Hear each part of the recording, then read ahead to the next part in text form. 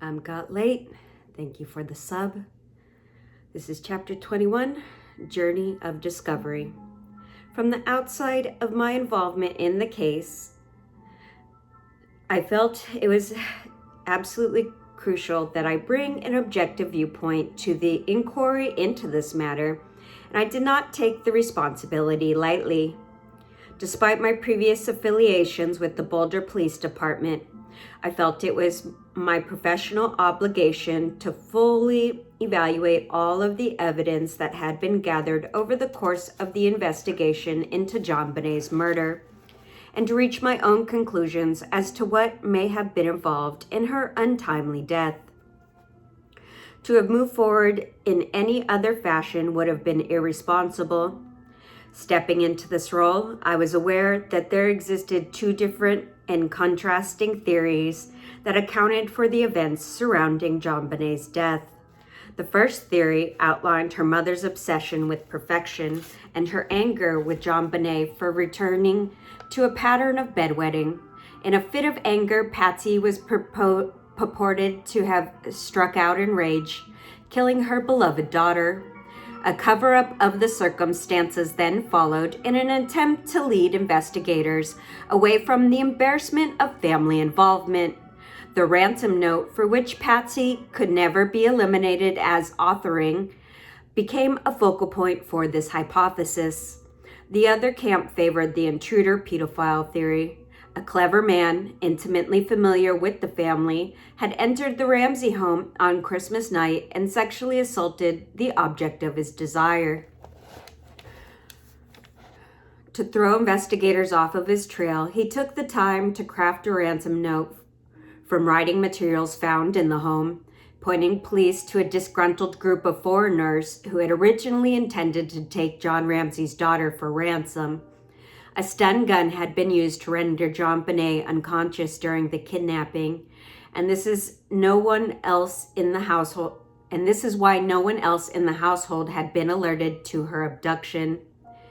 There may have been some other theories floating around out there at the time, but these seem to have been the two primary and prevailing theories that explain the circumstances surrounding JonBenét's death.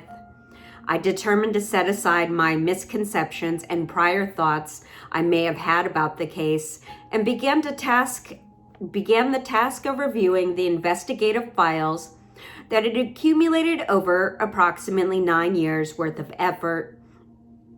It was my intention to review and evaluate the evidence that had been gathered up at that point in time, with the primary objective of becoming sufficiently familiar with the details of the case so that I could intelligently and properly screen the new leads regularly streaming into my office. I began to process by reading the reports of the officers and investigators who were first on the scene that morning. I wanted to know firsthand what they had saw and what they did.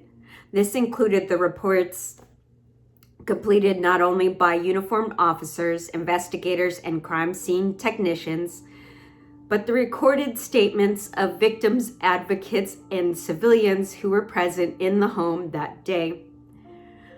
The family friends who had been summoned to the Ramsey home for the family emergency the family friends who had been summoned to the Ramsey home for a family emergency by Patsy. Though not all inclusive, the following were the additional documents that I intended to review in order to gain a baseline acquaintance with the investigation. The Boulder Police Department case synopsis, February 2001. Bill Nigel's draft summary of the facts known in the case, completed with the annotations from the various investigative reports, analysis and review of the autopsy report, analysis and review of the reports and interviews of the expert witnesses who consulted with the Boulder County Coroner's Office on the autopsy protocol and its related documents, analysis and review of the previous medical treatment of JonBenet, analysis and the review of the physical and trace evidence that was collected over the course of the investigation, and the forensic analysis of items submitted to government laboratories. the analysis and review of crime scene photographs and videotapes, the analysis and review of statements supplied by family and key witnesses to the event, specific topic review of polygraph results, specific topic review of forensic examination of duct tape, neck, and wrist bindings, analysis of handwriting on ransom note, latent fingerprints, review of the behavioral analysis opinion offered up by the FBI Child Abduction Serial Killer Unit, the KASKU. The review of the behavioral analysis opinion offered by retired FBI agent John Douglas, a consultant hired by the Ramsey family. Given the size of the investigative file, the task of becoming familiar with the details of the case seemed daunting. Nevertheless, I set out about the process of pulling binders from the library and began to read. I somehow found time to review the materials during the workday when caught up on my caseload. I frequently would sit at my desk over my lunch break and pore over the reports and interviews. It was not unusual to remain after hours to finish up an interview or report, and I sometimes took binders home on the weekends. I scribbled questions and notes to myself and attached sticky notes to various binders indicating the dates of my review. It was not long before I was leaving different colored sticky arrows in various binders that corresponded to different questions I had about the case, i.e., suspect marked for further inquiry, pieces of physical evidence and trace evidence that I had questions about, witness statements that contained questionable information or observations that seemed to be the key to the inquiry. It was a quick way of cataloging and marking information for further follow-up. The more I read, the more questions I had about the details of the case. I became a voracious reader and continued to try to focus my attention on what I considered to be the core documents that contained the key elements of the offense. There was a box in one of the cabinets that contained a handful of VHS videotapes. I scanned a number of these and found them to contain some video clips of JonBenét's beauty pageants, news media coverage of the murder investigation, and what appeared to be surveillance videos of the Ramsey neighborhood dated from the day of the kidnapping. Boulder investigators were recording vehicles parked in the area. One particular news media video caught my attention, and it featured Lou Smith speaking to the NBC News anchor Katie Couric in a multi-part series for the Today Show. He was pointing to a remote and isolated location of the window well in the backyard of the residence, declaring it to be the perfect place for an intruder to enter the home undiscovered. Sorry. Ugh.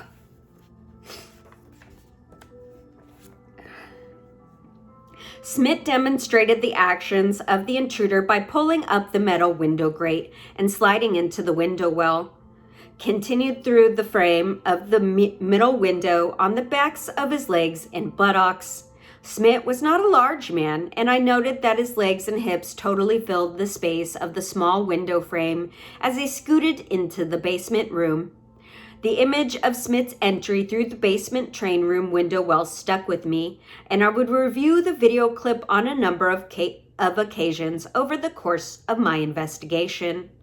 Over the coming weeks, I would learn of some of the evidence that Smith had pointed to as belonging to an intruder had been explained. For example, the latent fingerprints found on the outside of the window well cellar door, still unidentified when Smith first joined the case. These had subsequently been identified by CBI technicians as a palm print belonging to Patsy Ramsey. One other latent print from the same door had also been identified as belonging to her, and another belonging to John Andrew. A latent print lifted from the frame of the train room window was identified as belonging to John Ramsey. There were no other unknown latent fingerprints collected from that window. One particular sample of hair collected from the blanket that had been wrapped around JonBenét's body had initially given the appearance of being a pubic hair. Investigators thought that may have belonged to a male perpetrator.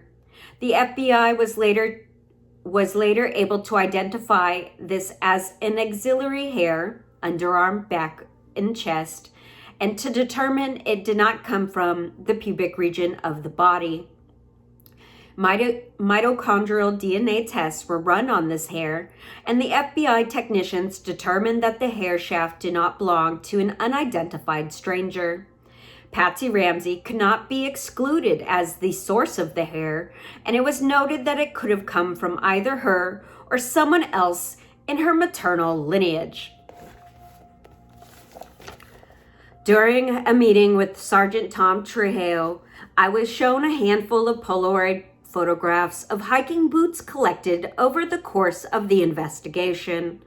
One such pair had been collected from Ron Walker, the Denver FBI supervisory agent who had responded to assist Boulder police on the morning of the kidnapping. Agent Walker had accompanied Sergeant Mason to the basement to inspect the wine cellar after the discovery of JonBenét's body. He had been wearing a pair of high-tech hiking boots at the time, and it was thought that the poon of his boot could have been responsible for the intruder footwear impression in the mold of that room. Though I hadn't read the reports yet, Trujillo told me that they believed Burke had also owned a pair of high-tech brand hiking boots, and that he could have been responsible for the intruder footprint evidence in the wine cellar. Boulder Police Department investigators had been contacted by the store clerk in Vail, who believed Patsy Ramsey had purchased a set of high-tech brand hiking boots before the murder. They had also been told by one of Burke's playmates that he owned a pair of this brand of boot. These were significant pieces of information, but didn't lend themselves to helping investigators identify the exact set of boots responsible for the evidence located in the wine cellar. The boots responsible for the evidence, the boots purportedly owned by Burke, were never recovered. Do you guys think that's some of the shit John Ramsey and Patsy's sister took out of the house illegally?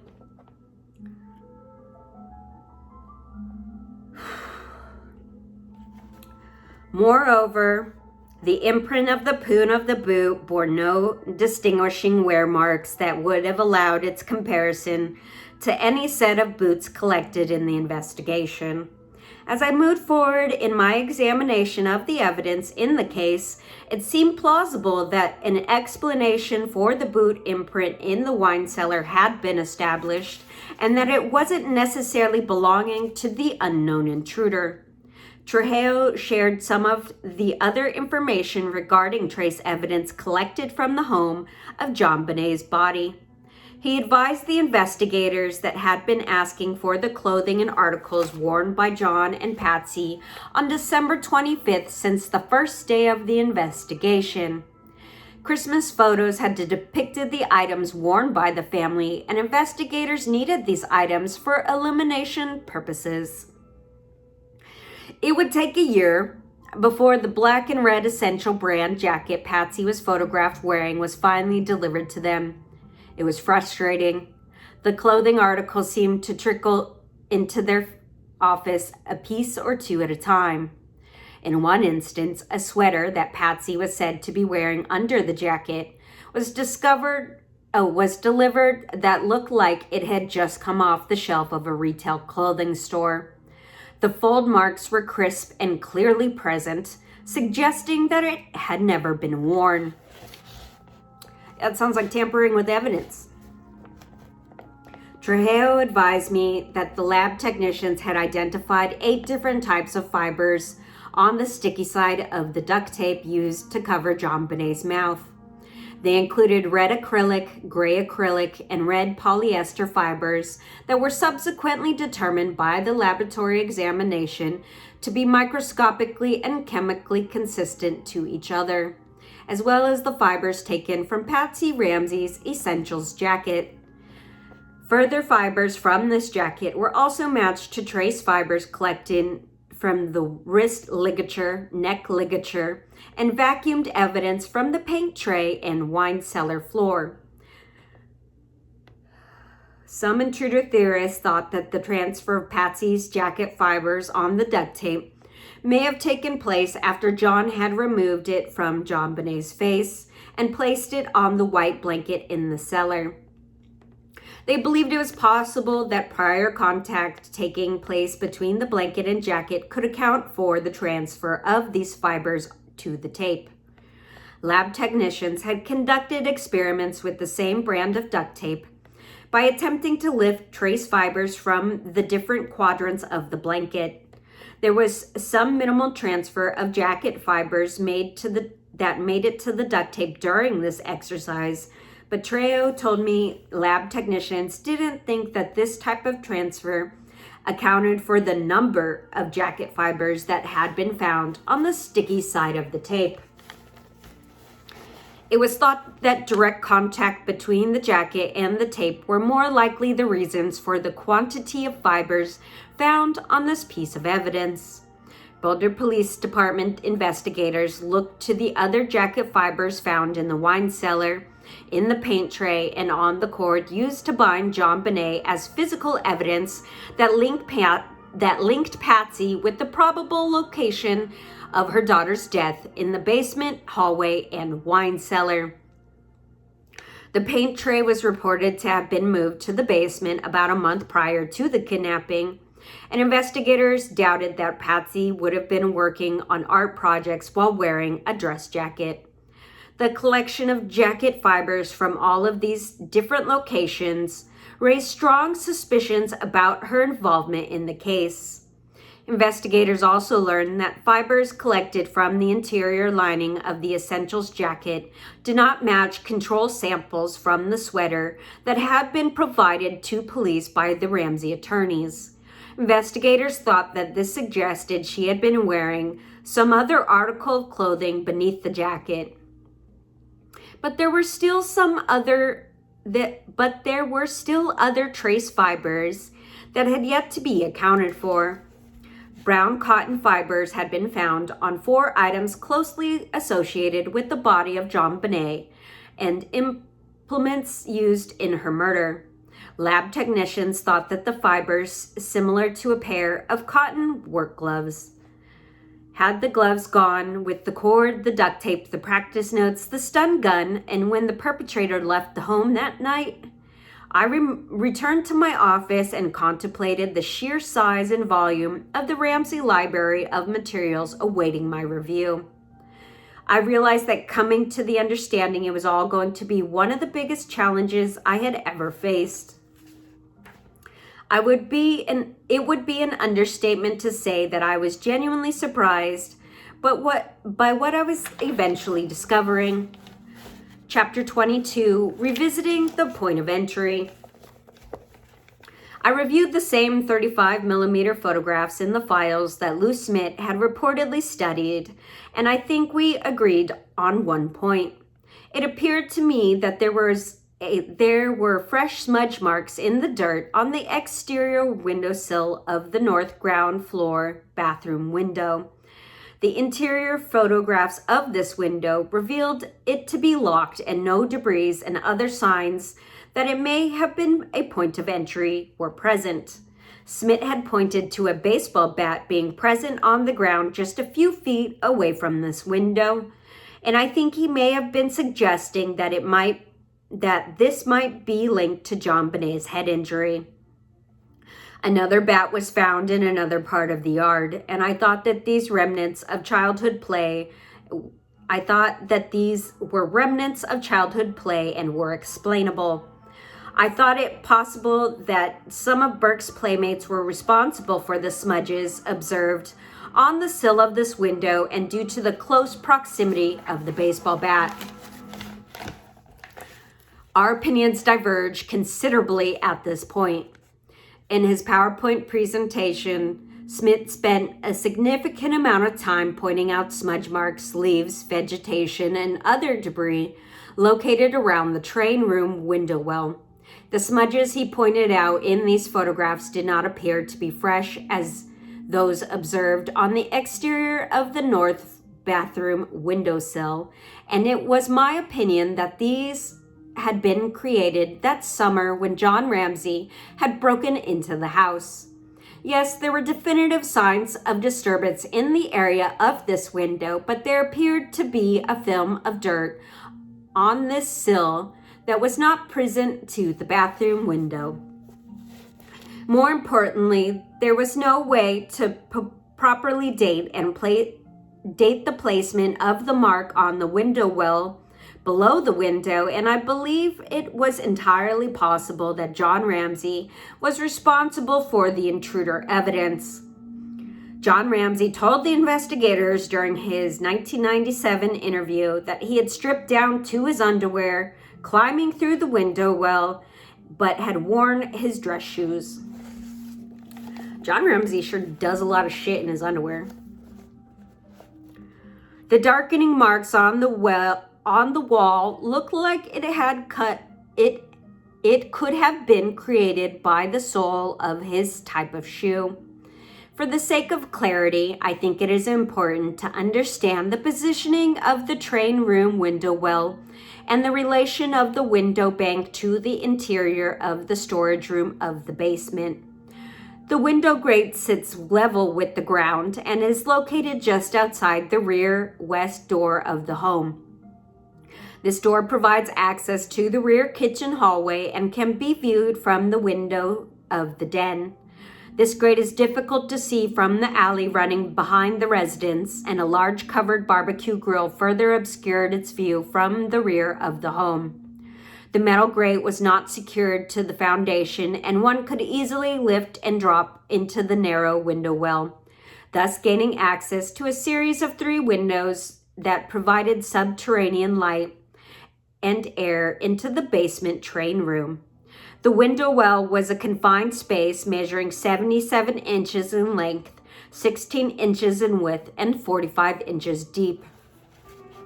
From the interior view, there were a series of 3 wooden windows that ran horizontally across the face of the west wall of the storage room, and they butted up against the ceiling of the room. The bank of the window extended across approximately 6 feet of the wall and situated approximately 4 feet above the floor. Each window contained 4 separate panels of glass. It was the middle window that John Ramsey had chosen when forcibly entering his own home the previous summer, and the upper left window pane had been partially broken out when he had unlocked the window and climbed into the basement. The Boulder Police Department diagram showed the exterior width of the window frame as 20 inches. This particular window was hinged on the right side, swung to the interior of the room when opened. Each window was secured by an old-fashioned latch that turned 90 degrees to latch hardware attached to the frame. The interior dimensions of these windows were not generous, but an adult could maneuver in tight spaces of the window well and manage to scoot through the frame and door of the window to the room. The dimensions of each window, as documented by Boulder CSIs, measured approximately 25 inches by 20 inches wide. With regard to the intruder's access through the window grate, Smith specifically pointed to vegetation that was growing between the cement foundation of the wall and the metal frame, his premise being that the grate had been lifted by a perpetrator to gain access to the basement and had pinned the plant material beneath it. Yet, in the same photograph, he ignored clusters of pine needles that were sitting atop the grate. These certainly would have been displaced if the grate had recently been lifted, as he was theorizing, and I didn't understand how he could dismiss evidence that was clearly in plain sight. I found it puzzling that he didn't present any photographs of cobweb situations in the lower left hand of the corner of the window frame. My review of the 35mm still photographs suggests that this triangular-shaped web, to be significant in size and very likely, would have been destroyed by someone climbing through the window. I couldn't fathom why he neglected to include this as part of the presentation of his intruder theory. Up to that point, I had only studied the 35mm still photographs of the crime scene and had not been able to locate a device to play the mini cassette video recording taken by CSIs during the execution of the search warrant. Boulder Police Department came through again and were able to copy the crime scene video and CD, DVD for my examination. The crime scene video documented the return of the Boulder Police Department to the Ramsey home at approximately 8:36 on the evening of December 26, 1996, after having secured a search warrant for the premises. I reviewed the video on a number of occasions, but in this particular instance, the recording of the train room window drew my attention. It is a commonly shared experience by all of us in this century that a still photograph represents a very miniature slice of time. We have all gazed in amusement at our childhood pictures and tried to remember what was going through our minds at the moment that the snapshot momentarily captured our image and our essence. We have similarly contemplated the same things when viewing historical photographs that reach beyond our lifespan.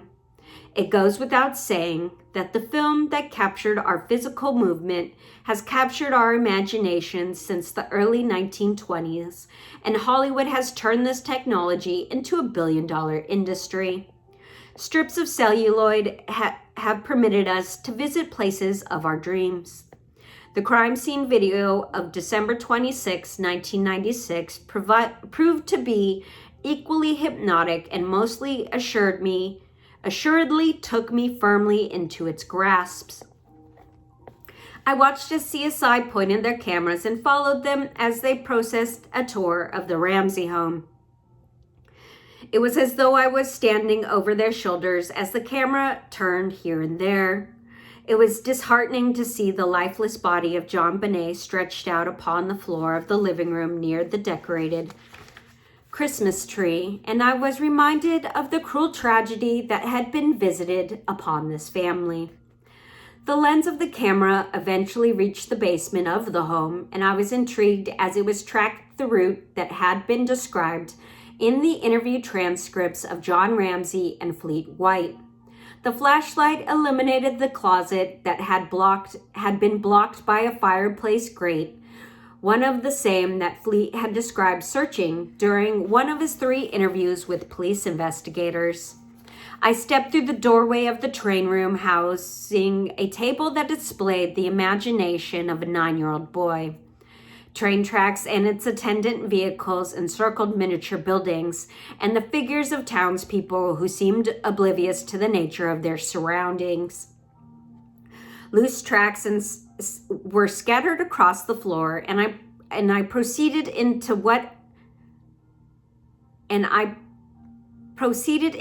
appeared to be a cluttered storage room, taking in a space filled with shelving and the detritus.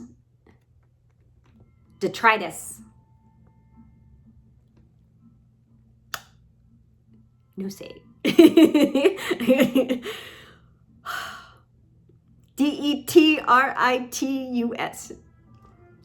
Detritus. Detritus.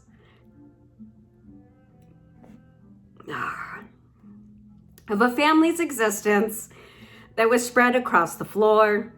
A hard case suitcase stood erect beneath the window, and upon closer inspection, a small kernel of glass sat upon the top of the suitcase.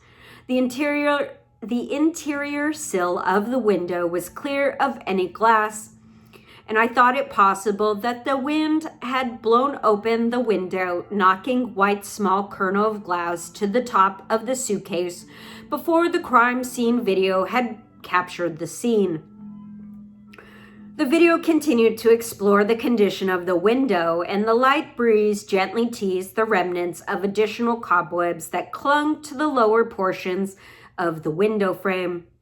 My vision blurred as I focused my attention on the window that was standing halfway open on the exterior wall of the home. A series of 3 windows stretched across the wall, and the center window was comprised of 4 panes of glass. The upper left pane exhibited fractured glass that had never been replaced and fulfilled the description of John's entry into his home that previous summer. The torn remains of a broken and dusty cobweb floated gently from portions of a broken and jagged glass.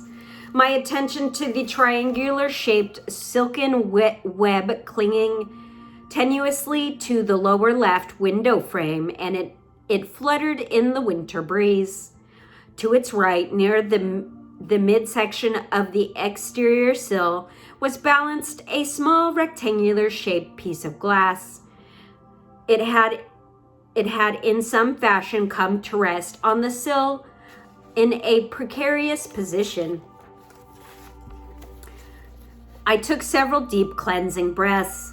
It was difficult to extricate myself from the intimate experience of exploring the Ramsey home that evening. Crime scene videos, by necessity, are intended to provide the viewer with an objective and unbiased view of the cold, bare facts of an investigation. Photographs and videotape help us to discern fact from fiction. My previous viewing of Smith's primetime television exhibition of his intruder theory immediately came to mind. It revealed that his small stature entirely filled the bottom sill of the window well as he demonstrated how an intruder could have gained entry to the Ramsey home on Christmas night. Taking into consideration the location of the fragile spider web in the corner of the window frame, and the rectangular glass fragment visible in the crime scene video, I reached my first investigative conclusion. It was extremely unlikely that anyone climbed through this window on the day that JonBenét was kidnapped and cold-bloodedly murdered. I came to the realization that my work had only just begun.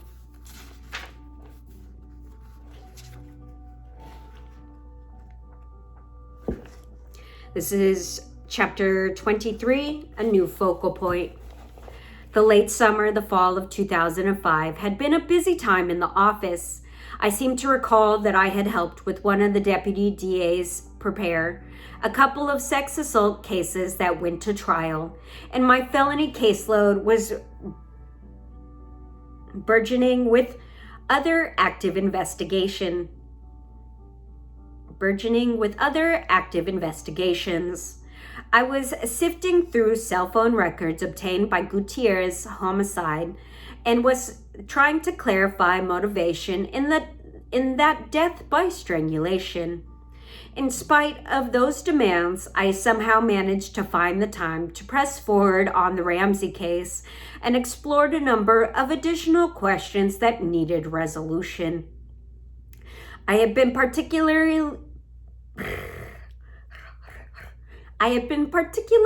interested in Lou Smith's intruder theory and was aware that a number of elements comprised the basis for his hypothesis.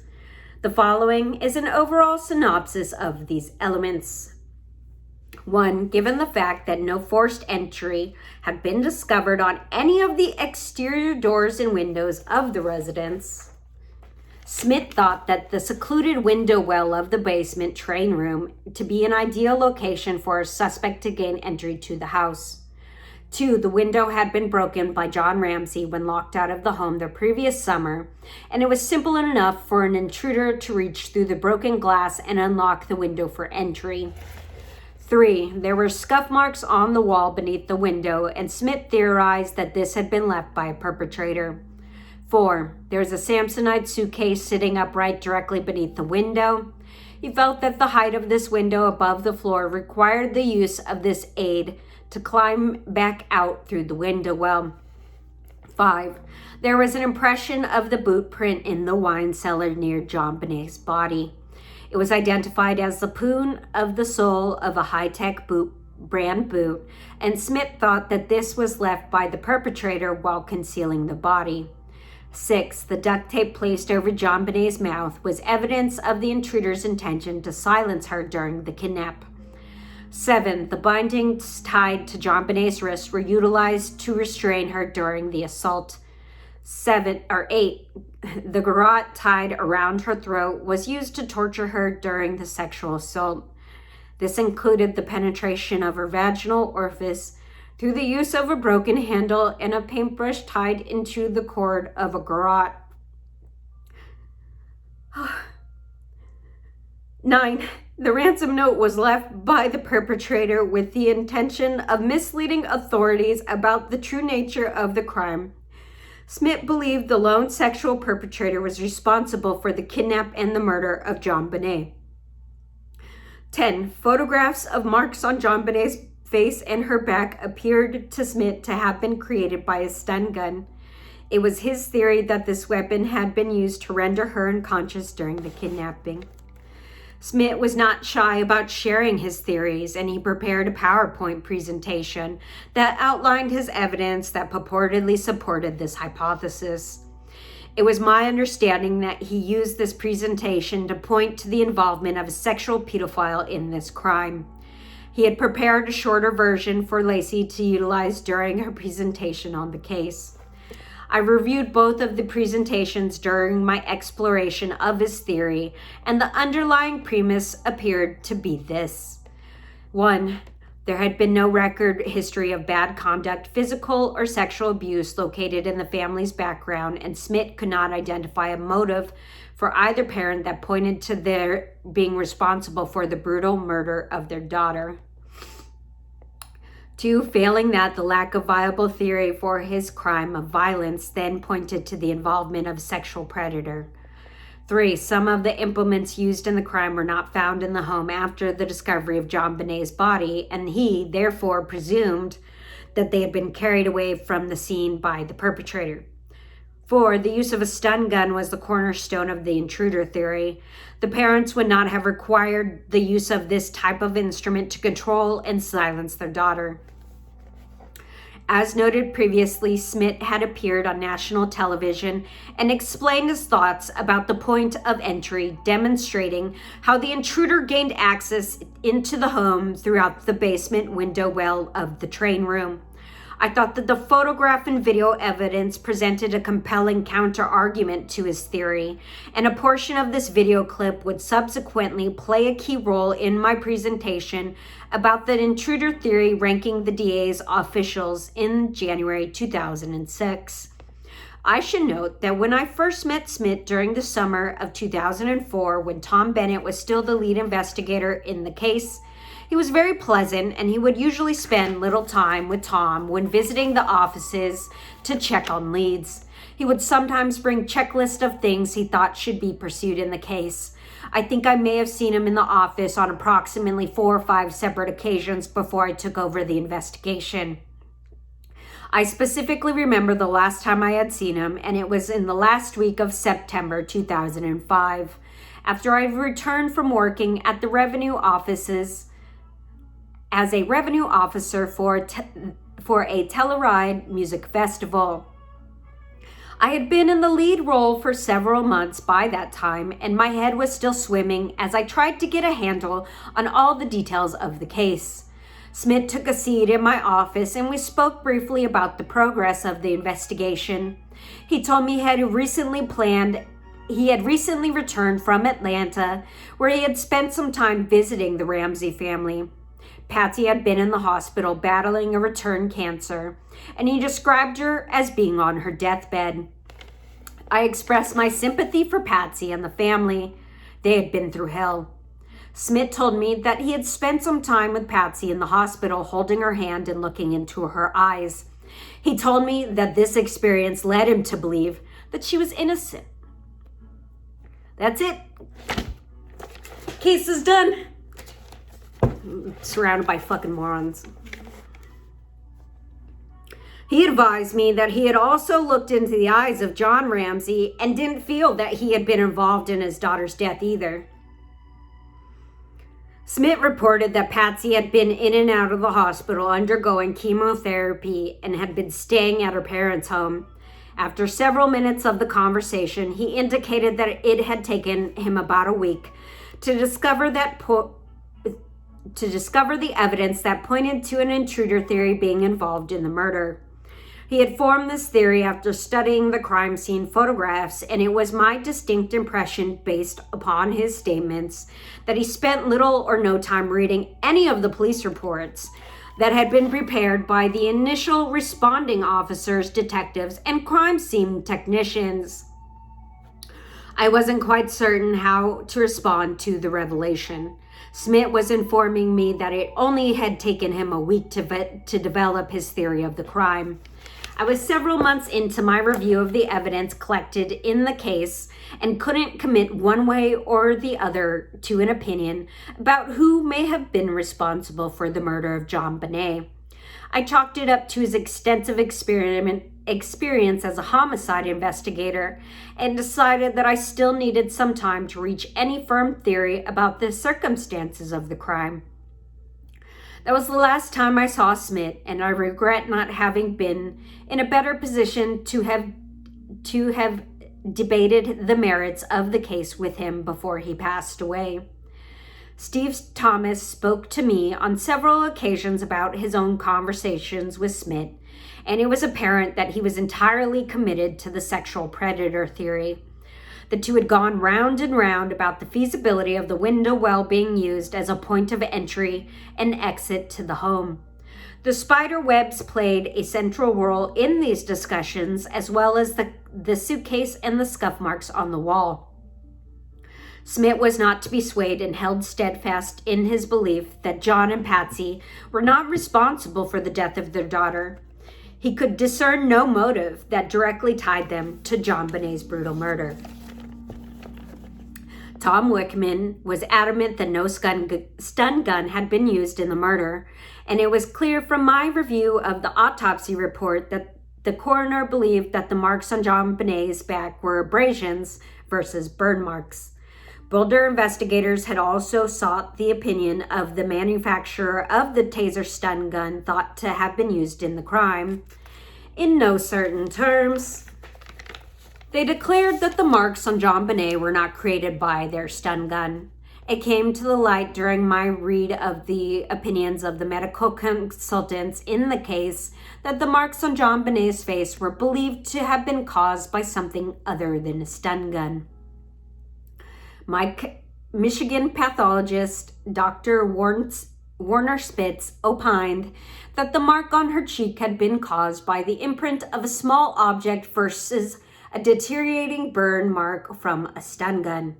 Dr. Spitz offered some additional expert opinions on the injuries sustained by JonBenét that were referred to in Chapter 6 of this book. Smith was determined to nail down the stun gun theory, and with the assistance of the Boulder County Sheriff's Department investigators, proceeded to conduct experiments on pigs under the influence of anesthesia.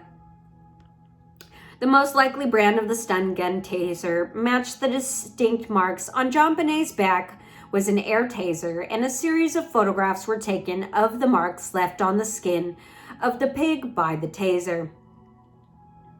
Sorry.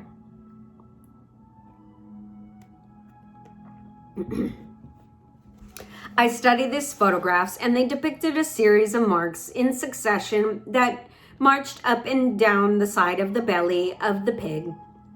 A scaled BCSO business card was held next to these marks, but it could not locate any photographs of one-on-one comparisons of these marks to those found on JonBenét. According to the scaled card, the measurements between marks on the pigs appeared to be consistent with the coroner's written report that stated that the abrasions observed on JonBenét were approximately 3.5 centimeters apart. Smith's PowerPoint presentation stated that the marks appeared close in measurement, but but not been officially scaled to JonBenet's injuries. Scaled photographs of the electronic leads of the air taser were taken by investigators, but again, I could not locate any one-on-one comparisons to the abrasions on the back of JonBenet. I contacted Tom Trujillo, now Detective Sergeant in Boulder's Detective Bureau, and asked him if he had any one-on-one photographs that compared the electronic leads of the air taser to JonBenet's injuries. I thought I had read that Lakewood Police had prepared a set of one-on-one photos early in the investigation for Boulder Police. Trejo asked me to come by his office and he would show me what he had. A thick binder of 35mm photographs were produced, and Trujillo thumbed to a tab containing several enlargements of different views of the air taser, one which included the front view of the electrical leads on the head of the instrument. There was no one-on-one photograph comparing the electronic leads on the marks of JonBenet's back, but Trejo had fashioned the clear plastic overlay that depicted the same scaled representation.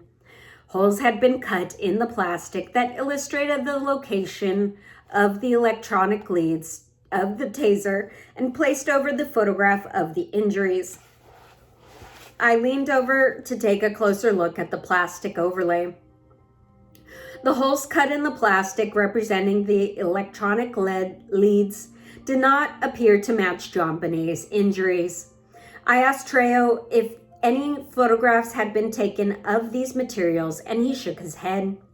These had been prepared back around 2000 when investigators were exploring the possibility of a stun gun that had been used in the crime. No further work had gone into these materials since that time frame, and especially because Chief Beckner had handed the case over to the DA's office in 2002. Technology had made giant strides in that period of time, and I asked Trejo if he could arrange to have some scaled one-to-one photographs completed of his materials for a PowerPoint presentation. Within a week, a CD disc prepared by the Boulder Police Department criminalist Shelley Hizzy arrived at my office, and it contained a series of PowerPoint slides that depicted a graphic overlay of the stun gun to the injuries on JonBenet's back. I pulled up on the file on my computer and hit the play button. I must have watched the presentation several times before I leaned back into my chair and felt a chill crawl down my back. It was strikingly clear that the electronic leads of the taser purported to have been used by an intruder in this murder did not align with JonBenet's injuries. Lou Smith's representation of these marks were exactly close, but not the exact match you would expect to see from a direct physical contact that would have been required in those circumstances. It was an opinion of Boulder police investigators had been expressing privately for years. In my view, the theory of the lone intruder and his use of a stun gun was beginning to unravel.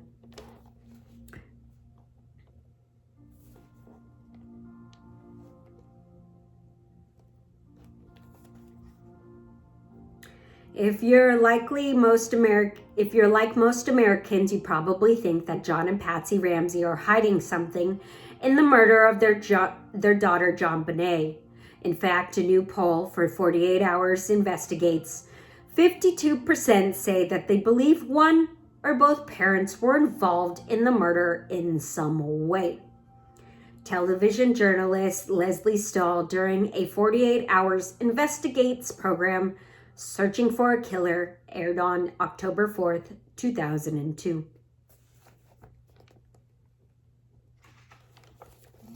Chapter 24, Stepping Off the Fence. I had taken several binders home with me over the 2005 Thanksgiving holiday weekend, and they included the first at-length police interviews conducted with John and Patsy Ramsey on April 30th, 1997. I had read in police reports what had been ascribed to them over the course of their inquiry, but now at a point that I wanted to spend some in-depth time reviewing the details of these statements. One of the binders also included the June 1998 interviews of John and Patsy that I would learn had been conducted by members of the DA's office. Most of the weekend was spent in the lounge chair where I sat in a relatively warm in the relative warmth of the sunny weather outside of my cottage in Chautauqua Park. I was into the first few pages of John Ramsey's April 30th, 1997 interview when I nearly fell out of my chair. I was dumbfounded to read that John Ramsey had been provided copies of the police investigative reports in advance of their sit-down with investigators. It certainly seemed an unusual move when viewed as an investigative technique. Police investigators don't usually share their reports with people who are about to be questioned, especially when they are still under suspicion of being involved in a criminal case. Oh my God, I'm gonna lose my shit, guys. I would later learn that the DA's office had agreed to the release of these reports to John Ramsey's team in exchange for their participation in the interview. So John Ramsey's leveraging information. Yeah, it sounds like a real caring father. This would be one of the many concessions that the DA's office would make over the course of the investigation. My review of the June 1998 interviews held yet another surprise. The opening pages of John's interview, led by Lou Smit, highlighted the fact that Boulder police investigators were not present and considered persona non grata. I had seen a copy of the handwritten letters authored by John Ramsey in the spring of 1998 during my search of the iLegal files, and Smit read into the record this same letter requesting an independent meeting with the members of the DA's office outside of the scope of the Boulder Police Department involvement. Present with Smit and representing the DA's office was Special Prosecutor Mike Kane. John Ramsey was accompanied by attorney Brian Morgan and their private investigator David Williams. Morgan expressed the desire of wanting to continue to cooperate with the DA's office, but there was a caveat. Morgan stated that the family felt the need to withhold certain medical records from the criminal inquiry, claiming that they deserved an island of privacy when it came to the investigation into JonBenét's murder. The following is an excerpt from that interview.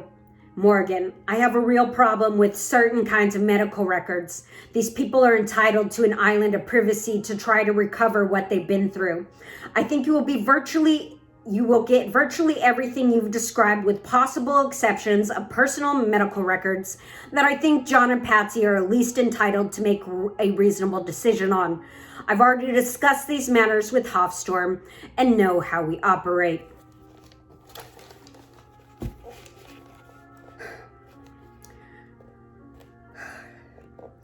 There was additional reference to a first letter that Lou Smit apparently had sent to the Ramseys prior to this June interview. Based upon my reading of this transcript, it seemed that there was a movement afoot to segregate the distance between the Boulder Police Department from further involvement in the investigation. It seemed to me that John Ramsey was looking for the sympathetic ear in the law enforcement community. There had been a number of occasions in the preceding months when I turned in for the night, contemplating the details of the case. It was the method of the program solved that had developed over the years of police work, letting the subconscious evaluate all the angles of the investigation, while my physical body was rejuvenating by the night's rest. There were many times when I awoke following the morning with a different perspective, and this allowed me to pursue a new course of action.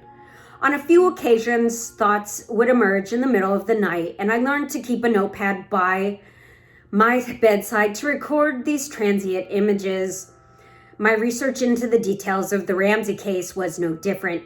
By that juncture, I had been scouring police records with the interviews for nearly 5 months, and something I read in the files that Thanksgiving weekend triggered a similar event. I woke at 3 a.m. on one of those mornings for no apparent reason. I was suddenly and completely awake and sat upright for a moment before moving into the living room. It seemed a simple realization, but it dawned on me that Patsy had reported that she had never finished reading the ransom note before rushing upstairs and screaming for John. Yet she was able to recite the name of the kidnappers during the panicked and hysterical 911 call to the police that morning. She explained her April 1997 interview, and she had looked at the note when the dispatcher asked if the kidnappers had identified themselves. I wasn't buying the explanation. John Ramsey, according to his statement, was on his hands and knees hovering over the note as he tried to read through it. He was facing west and the note was spread from left to right. Patsy was on the phone about 4 or 5 feet away and would have required to read the note upside down, that is, if she had been able to look through her husband. It was a significant turning point for me and could be described as one of those aha moments when the truth has finally been revealed to the seeker. It had been a number of months of intensive examination of investigative files before I came to believe that the family was somehow involved in the death of John Bonet.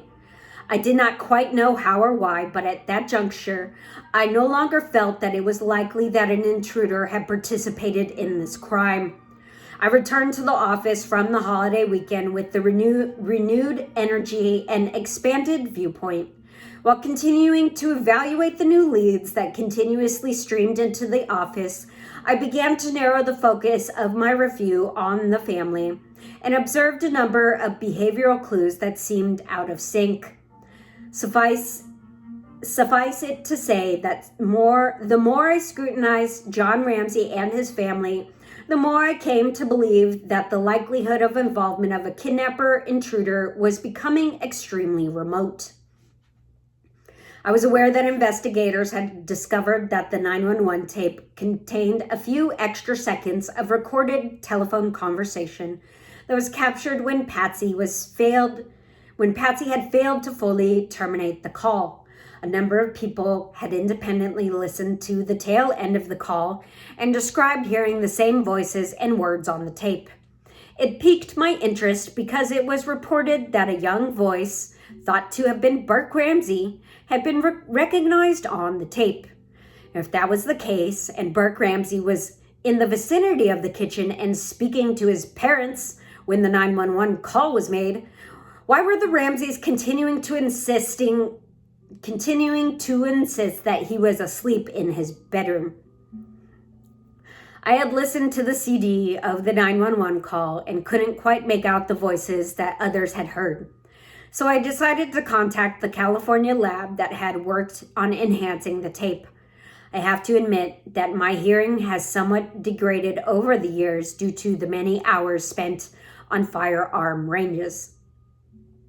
I wanted to know if there were any new technology that could further clarify the voices caught on the tail end of the recording. I had called Mike Epstein at the Aerospace Corporation just prior to the Thanksgiving holidays, and he advised me that he had not completed any additional work on the tape since first being contracted by Boulder Investigations in 1997.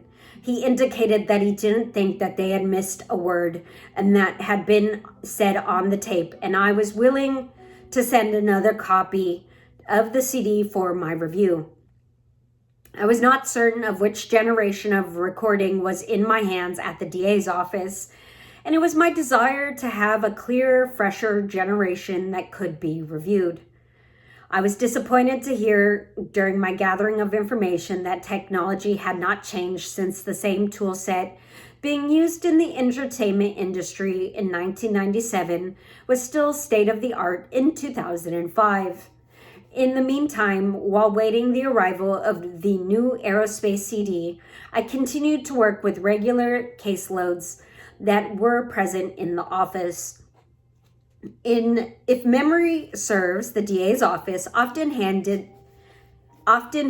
nearly 2,500 felony and misdemeanor filings in any given year, and many of the cases required additional follow-up investigations once police had cleared their case by arrest. Preparing these cases to the threshold of beyond a reasonable doubt frequently fell to the investigative unit of the DA's office. I continued my review of the Ramsey case file whenever a spare moment presented itself, and further explored the possibility of family involvement in the weeks that followed. Thank you for being here. My alleged theory is Burke Ramsey was probably molesting his sister, and his parents covered up her murder.